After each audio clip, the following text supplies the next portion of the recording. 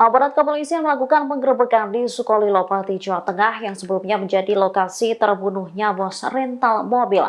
Hasilnya, polisi berhasil mengamankan sejumlah mobil dan motor bodong.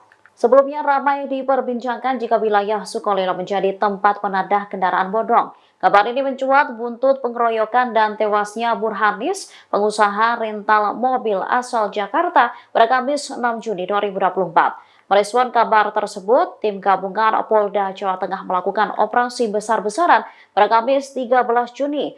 Dalam operasi itu, 6 mobil dan 23 motor bodong berhasil diamankan. Kabar ini dibenarkan Direktur Reserse Kriminal Umum Polda Jawa Tengah, Kombes Johansson Ronald Simamora.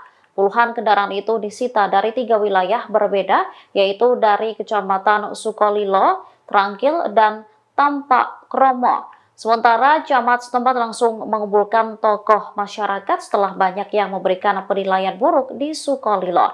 Camat Sukolilo, Andrik Sulaksono, menuturkan rapat untuk membahas tentang keamanan dan ketertiban masyarakat agar main hakim sendiri tak terulang lagi. Ia pun tak menampik bahwa imbas dari kejadian di Desa Sumber Soko beberapa waktu lalu citra Sukolilo menjadi buruk. Namun ia menegaskan pihaknya sudah menempuh langkah-langkah strategis untuk mencegah hal serupa tak terulang. Download Tribun X sekarang, menghadirkan lokal menjadi Indonesia.